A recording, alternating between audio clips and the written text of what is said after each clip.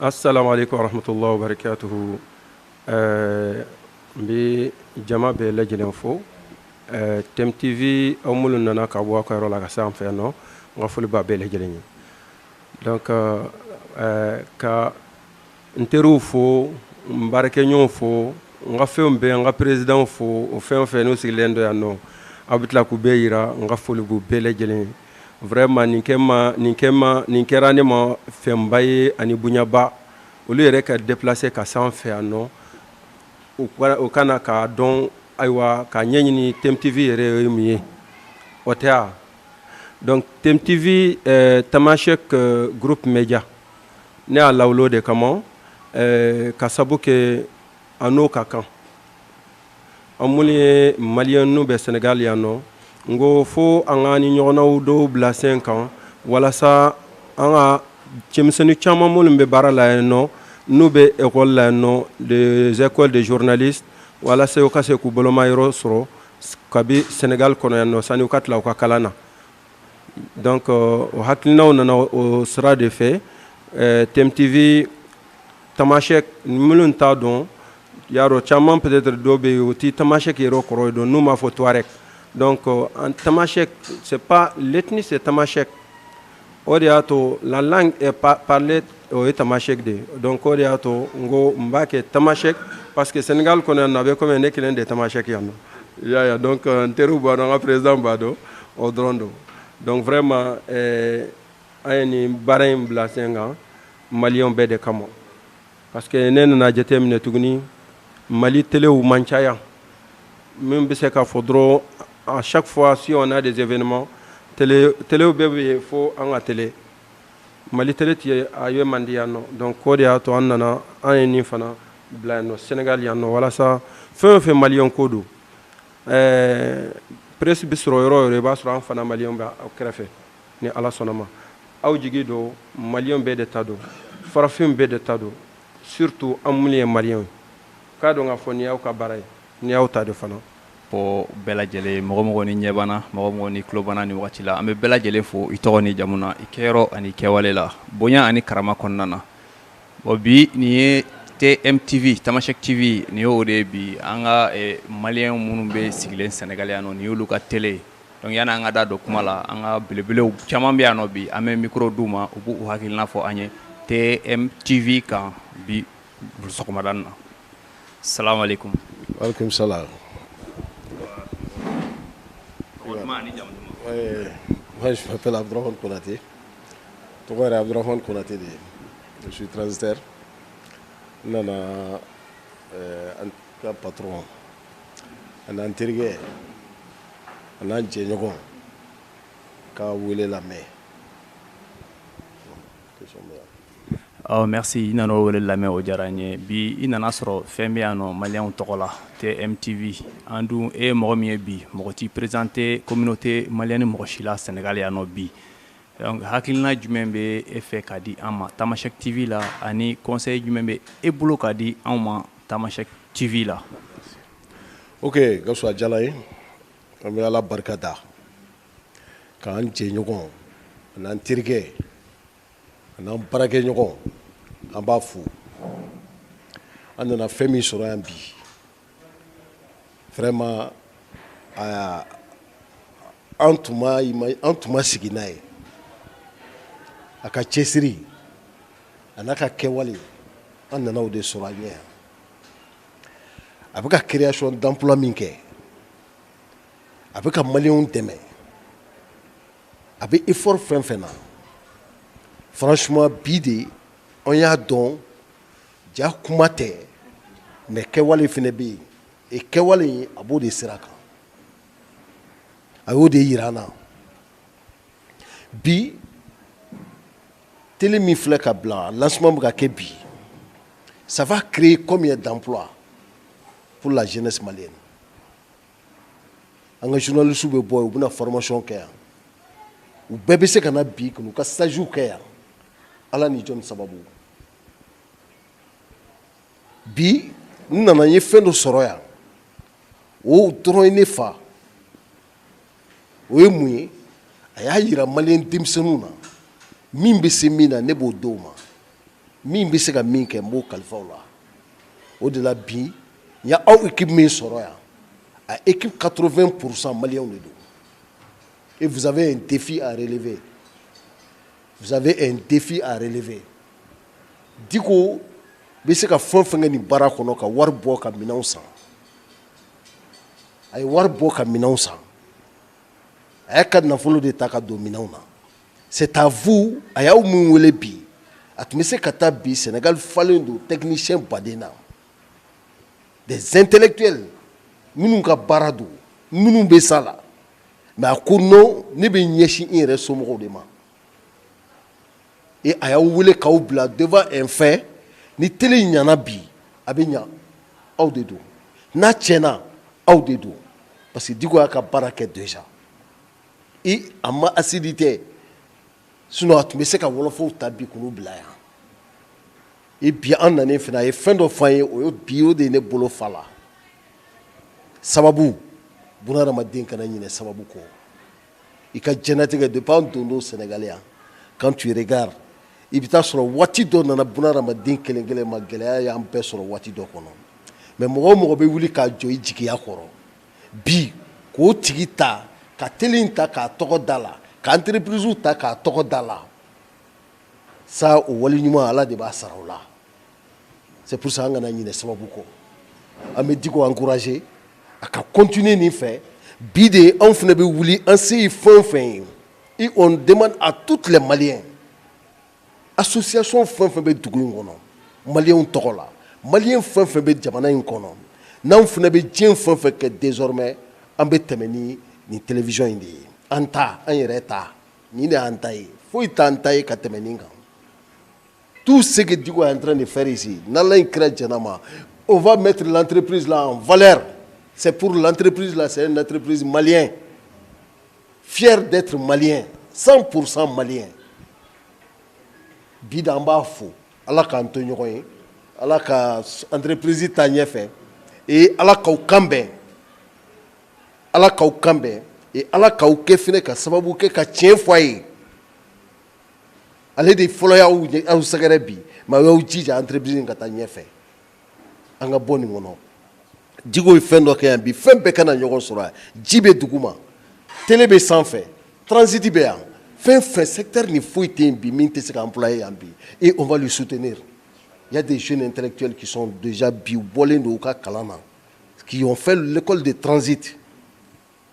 an b'u bila u bɛna baara u bɛna dɛmɛ a b'u dɛmɛ cogo min u bɛna dɛmɛ ka entreprise la taa ɲɛfɛ et l'agrément là ça sera en valeur inchallah n'Ala in kira jɛna ma merci beaucoup Ala k'an to ɲɔgɔn ye. Merci monsieur Konaté donc hali bi an bɛ tɛmɛ an b'a fɔ ko an bɛ yan hali bi TMTV ka cadre kɔnɔna na an ka belebele dɔ fana bɛ yan nɔ ale dogolen tɛ jeunesse foyi la Sénégal yan nɔ parce que a bɛ maliyɛn kungo a gɛlɛyara o a nɔgɔyara o a dɔgɔyara o a bonyara o ale kɔni bɛ yen toujours ka na hali n'a kɛra dakuruɲa fila ye a bɛn'o fɔ maliyɛnw ye hɛrɛ bonya ani karama kɔnɔna na ni o ye an ka belebele dɔ ye an b'a yɛrɛ bila a yɛrɛ b'i présenter an na bi donc yan'a ka présenter an b'a fɔ ne balimakɛ bonjour. Salam alaikum warahmatullahi taala wa barakatuh. Mi maliyɛnw bɛɛ lajɛlen fo minnu bɛ jamana kɔnɔ ani jamana kɔ kan cɛ ani muso denmisɛn ani maakɔrɔba Mohamed Alassane Diko ani Pape Gawusu an'aw jɛɲɔgɔn an b'aw bɛɛ lajɛlen fo aw ka baaraw la u n'aw ka bisimilali la aw ka studio kɔnɔ bi. Ne ye Ibrahim Bala Keita ye n ye maliyɛn ye mun y'a ka kalan kɛ Sénégal yan n tilara n bɛ baara la yan n ye auditeur ani contrôleur o gestion ye. An bɛ sababu fo fɔlɔ ni o ye Mohamed Alassane Diko ye a y'an wele k'an kana bɔ a la balimaya kɔnɔ sindiya kɔnɔ jɛɲɔgɔnya kɔnɔ ayiwa o bɔli kɔnɔla la an ye fɛn dɔ ye mun y'an nimisi wasa bi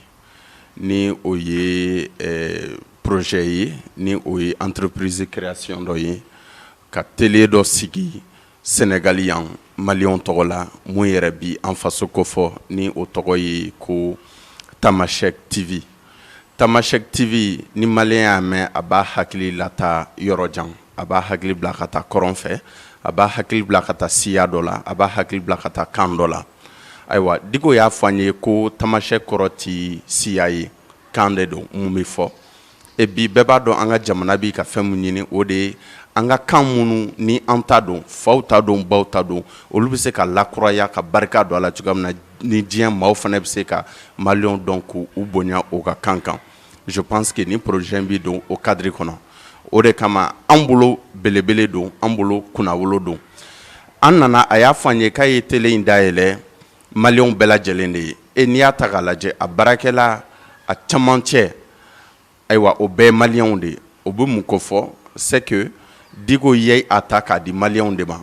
et an minnu fana ye maliyɛn ko an n'a jɛlen bɛ sigi la yan an fana kan k'a ta k'a kɛ an ka fɛn ye fɛn mun fana ni taɲɛ bɛna sɔrɔ a kɔnɔ ni fɛn mun ni barika caman fana bɛna y'a la walasa gɛlɛya minnu b'an kan an bɛ se ka olu lase an ka ɲɛmaaw ma kunsurunya la sababu ɲumanw kɔnɔ cogoya min na walasa u k'a mɛn u bɛ se ka wuli teliya la k'an dɛmɛ cogoya min na je pense que nin y'o sɔrɔda dɔ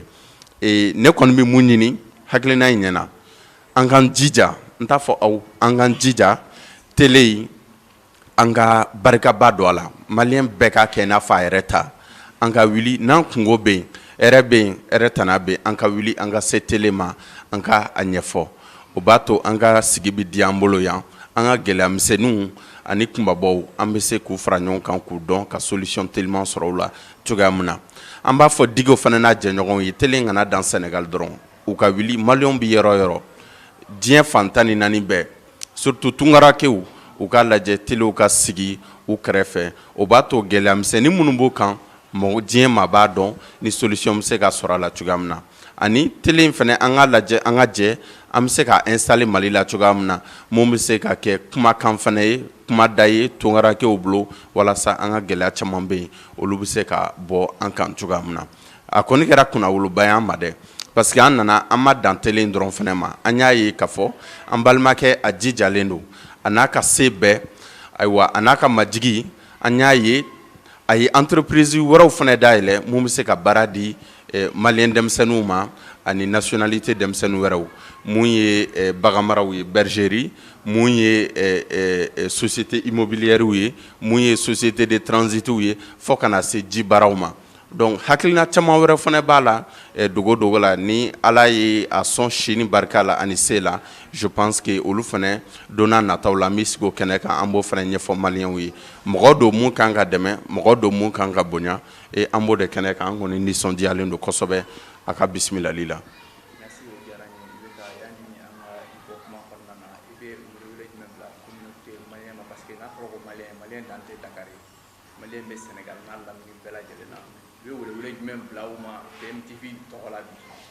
TMTV tɔgɔ la ne bɛ welewele mun bila n sinji ni n balimaw ma Sénégal sinjiw ko don ani diɲɛ sinjiw o de ye k'a fɔ télé in n y'a fɔ n ka kuma daminɛ an ka kɛ i n'a fɔ an fa tiɲɛ an ka kɛ i n'a fɔ an ba tiɲɛ ayiwa maa kelen ta tɛ jamana de ta don c'est vrai an ka sigida a daminɛna yan mais fɛn mun don fɛn belebele don don n'a nataw la a bɛ faso lasɔrɔ a bɛ an balima tungarakɛw fana lasɔrɔ Europe jamanaw kan Amérique jamanaw kan ani diɲɛ fan 14 bɛɛ o ye hakilina belebele ye mais a hakilina barika bɛ don a la cogo di barika bɛ na ni an kelen-kelenna bɛɛ fana de wulila ayiwa k'an cɛsiri kungo fɛn fɛn b'an kan an ka sigidaw la an ka cakɛdaw la an ka wuli an ka TMTV ladɔnniya walasa a ka se ka kibaruya in cari an ka ɲɛmaa minnu fana bɛna yan kelen-kelen kunda aliwa n'u bakuruba yɛrɛ k'u fana bɛna ale jamana tɔgɔ la u ka visite fɛn fɛn bɛ yen a kana fɔ TMTV kɔ ani an ka maaba minnu fana bɛ yen n'u ye kobaw kɛ Mali ye an ka baarakɛlabaw bɛ yan dɔw bɛ transit kɔnɔ dɔw bɛ commerce kɔnɔ dɔw bɛ transport kɔnɔ diɲɛ maa fana u ye o b'a to u bɛ kɛ misali ye u denw n'u dɔgɔninw fana ma mun bɛ se ka baara caman fana kɛ ka tɛmɛ olu ta kan an kana dan o fana ma ni hɛrɛ tana fana b'an kan sigida kɔnɔ an ka wuli an ka se TMTV fana ma walasa u bɛ se ka kibaruya cari an ka laɲini tɛ foyi ye an cɛsirilen don fɛn dɔ la bi ni o ye maliyɛnw ka bɛn ni kelenya ye o bɛ se ka timɛ cogoya min na o timɛ cogo ɲuman ayiwa TMTV de bɛn'o sira yira an na walasa maliyɛnw ka fara ɲɔgɔn kan ka kɛ cɛ kelen ni muso kelen den ye an jɛlen bɛ faso tɔgɔ mun na faso papiye mun na o bɛ se ka kɛ tiɲɛ y'an bolo n'i ko TMTV i ye télévision malienne fɔ n'i ko TMTV ayiwa i y'a bɛɛ de fɔ a bɛɛ de b'a kɔnɔ an ka laɲini ye fɛn fɛn ye sigida kɔnɔ mun ye bɛn ni kelenya ye je pense que TMTV jɔyɔrɔ caman bɛ na y'a kow la ni hakilinaw ye ayiwa ni hakili jagabɔw ye ni barosigiw ye ni fɛn wɛrɛ caman aw yɛrɛ b'a dɔn o conseil sigi yɛrɛ bɛ o y'an ka ɲɛmasigi ye n b'a dɔn jɔyɔrɔ caman bɛna sɔrɔ TMTV la o ko la ani an ka denmisɛnninw fana bi hakilina caman fana sigi sen kan tolon sira kan seko ni dɔnko fana sira kan olu fana aw ka lajɛ aw ka wuli aw ka se olu fana ma walasa aw k'u fana dɛmɛ u ka baaraw la o b'a to aw fana aw bɛ dɔn n'aw dɔnna mɔgɔw bɛ se k'u kungo f'aw ye aw bɛ yiriwa ten a kɔni diyara ne ye n b'aw fo n b'aw dɛmɛ yarabi ala ka ko in ta ɲɛ ala k'a k'aw sago ye yarabi ala k'a kɛ maliyɛnw sago ye aw jija dɛ aw jija danaya de dara aw kan cɛ mun fana don n b'a dɔn a fana a cɛ sirilen don aw fana b'a dɛmɛ ayiwa a ka se ye mun ye a fɛlaw ye mun ye don n'a nataw la ala ka se ka ni ale ni aw bɛɛ lajɛlen garizigɛ bɔ a ko in kɔnɔ. Merci, monsieur Yubeka Ibrahim Bala Keita. Vraiment, kuma ɲana a diyara n ye a bonyara ma komi i y'a fɔ cogo min na TMTV maliyɛnw ka télé don TMTV dayɛlɛlen don maliyɛn bɛɛ ye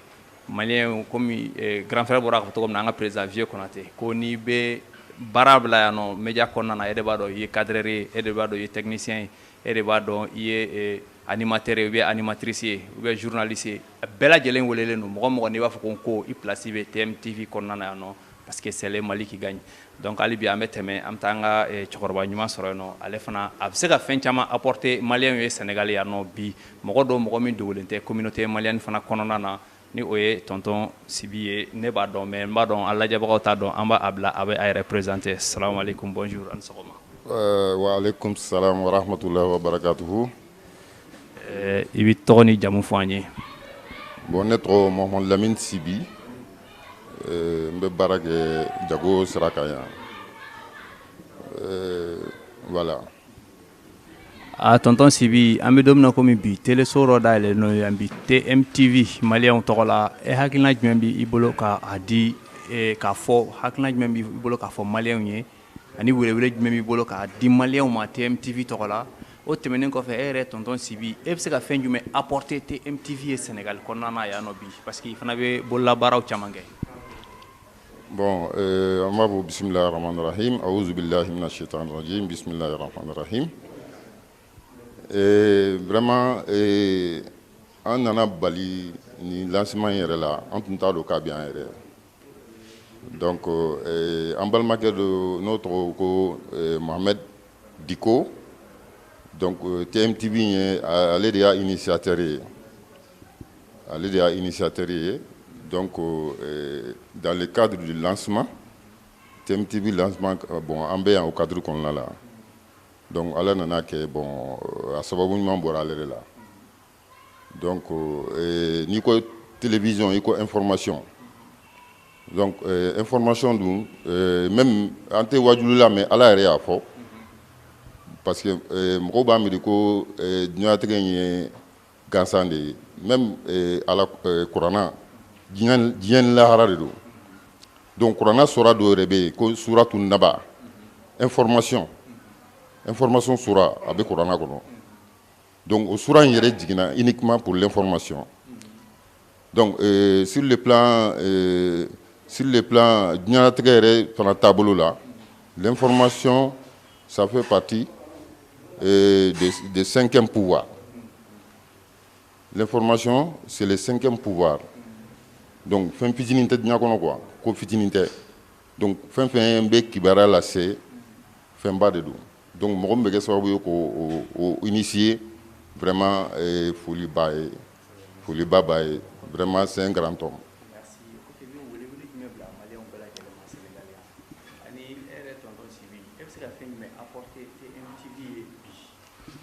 Bon n bɛ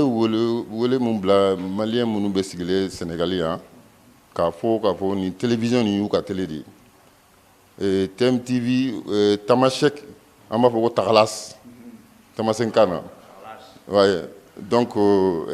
c'est du nord du Mali vraiment ça fait plaisir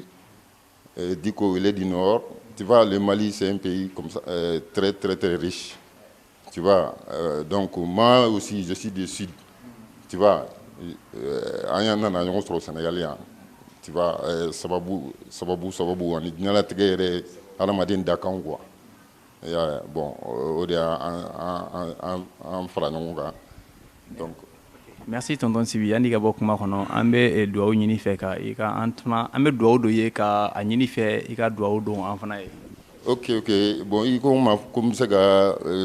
apport mun kɛ fɛn nin ye bon ne kɔni ta ye ne bɛ appel lancer à tous les Maliens à tous les Africains nin télé u ka k'u ta ye ni activité minnu b'u bolo u ka na fɛn mun don c'est culturel et économique. Tu vois, donc u ka na u k'u gɛrɛ a la a b'u ka information cari diɲɛ fan bɛɛ fɛ tu vois diɲɛ bɛ yɔrɔ min bi na c'est l'internet donc i bɛ to yɔrɔ bɛɛ i bɛ kibaruya bɛɛ sɔrɔ donc u k'u gɛlɛya u k'u bon ne yɛrɛ ka apport personnel ye mun ye kɔni o ye ka appel lancer vraiment à tous les Maliens mun bɛ jamana kɔnɔ mun bɛ jamana kɔ kan k'a dɔn k'a fɔ ko TMTV bɛ Sénégal yan donc ça c'est une fierté. C'est une grande fierté pour nous, les Maliens qui sont au Sénégal ici. Vraiment. Merci, tonton Sibi. Voilà. Donc, on va bita kunchayano. On va faire un peu la sonama. Ani awa. Aminyon soro donwere ani yorore. Bonjour. Tamashek TV. Kanumba ni ademaba ambe befo. Netro et Mohamed El Diko. Sifinakaw ka kulu min bɛ yan ni a bɛ fɔ a ma ko Conseil national de la jeunesse du Mali Sénégal section au présent est né bi nisɔndiyalen don ka d'a kan an ye télévision sɔrɔ télévision min ni maliyɛn bɛɛ lajɛlen sago b'a la maliyɛn fɛn fɛn bɛ sigilen Sénégal maliyɛn fɛn fɛn bɛ diaspora la bɛɛ lajɛlen sago bɛ nin télé in na c'est quelque chose qu'on appelle une fierté.